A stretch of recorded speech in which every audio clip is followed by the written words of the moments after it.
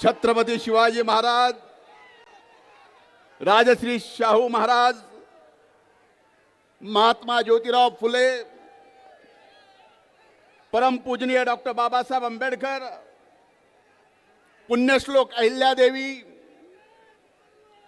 संत भगवान बाबा, संत सेवालाल महाराज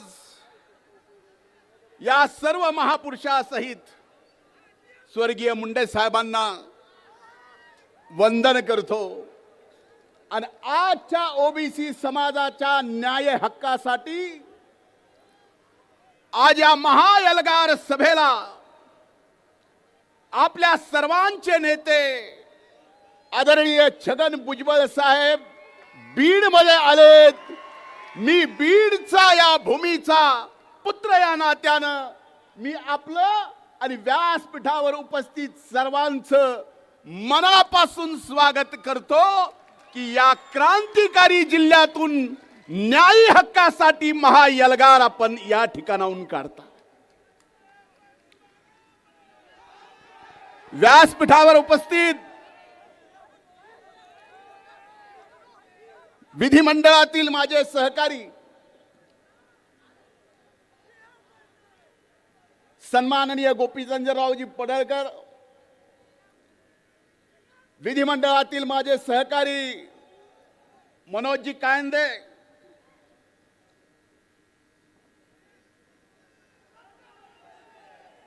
अरे ज्याची खोलायची तेवढं तर मला बोलू द्या, पुन्हा तुम्ही बोला।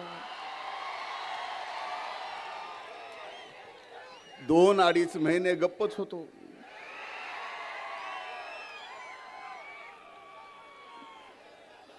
सन्माननीय हाके साहेब, व्यासपीठावर उपस्थित सर्वांची नावं मला घेता येतील।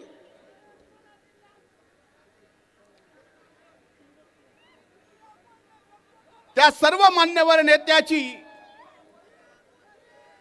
मनापासून माफी मागतो आणि या महाएल्गार सभेला आपण बीडला उपस्थित आहात।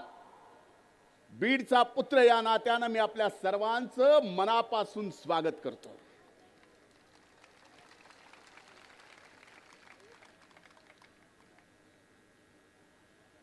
आज मी या व्यासपीठावर उभा आहे। आज या एल्गार महासभेला संबोधित करतोय। ते कुणाला विरोध करायचा आहे म्हणून नाही, कुठल्या समाजाचा विरोध करायचा आहे म्हणून नाही, कुठल्या समाजाचं न्यायी शब्द तुम्ही पण लक्षात ठेवा, न्यायी आरक्षणाच्या विरोधात नाही।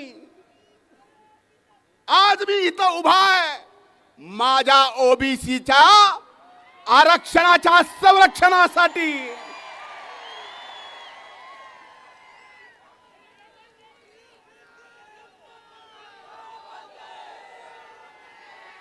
भुजबळ साहेब, आमच्यासाठी आपण वडिलकीचा आधार आहात, आमचे मार्गदर्शक आहात, आमचे नेते आहात। तुम्ही खंत व्यक्त केली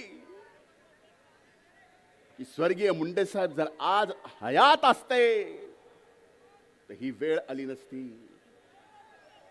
स्वर्गीय मुंडे साहेबांची बरोबरीन जबाबदारी कोणी घेऊ शकत नाही, पण ओबीसीच्या न्यायी हक्कासाठी आपण हयात घातली। आपला कार्यकर्ता इथं आज या सभेला संबोधित करतोय, आपल्या सोबत आहे, आपण आपले नेते। कधी कधी मला काही गोष्टीची कमाल वाटते। मला काल रात्री 2 वाजता 2 वाजून काही मिनिट झाले असतील, आता सगळीकडेच मित्र आहेत, फोन गेला, म्हणले बीडला एल्गार सभेला तुम्ही येणार आहात का, तुमचं कसं आहे? म्हणलं का विचारतोय? नाही म्हणले जरा सभेत आम्हाला काहीतरी।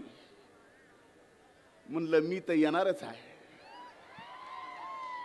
तुम्ही भुजबळ साहेब सुरुवातीला म्हणलात सुतळी बॉम्ब कुणी, पण हे स्वतःचा अनुभव माहिती तिथं बसलेले आहेत का नाही? आज मला या ठिकाणी एवढंच सांगायचं आहे की ज्या छत्रपती शिवाजी महाराजांनी रयतेचं राज्य उभं करत असताना या 18 पगड जाती धर्माला सोबत घेऊन एक गावगाडा उभा केला. आजपर्यंत हा गावगाडा सर्व जाती धर्म 18 पगड जाती धर्मातले सगळे गावातले एकत्र गुणा गोविंदानी नांदत होते. बरोबर आहे का नाही? 2 वर्षापासून एका व्यक्तीनं एका प्रवर्तीनं, मी समाज म्हणत नाही, ओबीसी एससी एसटी आणि मराठा समाजामध्ये अंतर पाडलं. ते अंतर कुठून पडलं? कुठून पडलं? आज माझा मराठा समाजाला सुद्धा नम्रपणे हात जोडून, माझ्या बंधू भगिनींना सुद्धा हात जोडून विनंती आहे, हे अंतर फक्त या 2 समाजात ओबीसी आणि मराठा समाजात अंतर विलीन पाडत नाही, तर तुमच्याशी सुद्धा दगा फटका करतोय. उदाहरणादिशी सांगतो, नाही तर त्यांनी तरी यावं 13 कोटी जनतेच्या समोर. हाके साहेब, आपण सुद्धा इकडे जाऊ की खरा फायदा मराठा समाजाचा या ओबीसीत येऊन नाही, तर खरा फायदा मराठा समाजाचा सुद्धा ईडब्ल्यूएस मध्ये जाऊन आहे, इकडे नाही. पुरावे. पण या ओबीसीत काय यायचंय? मुठभर धनदांडग्या लोकांना सरपंचापासून ते राज्याच्या नेतृत्वापर्यंत पोहोचायचं.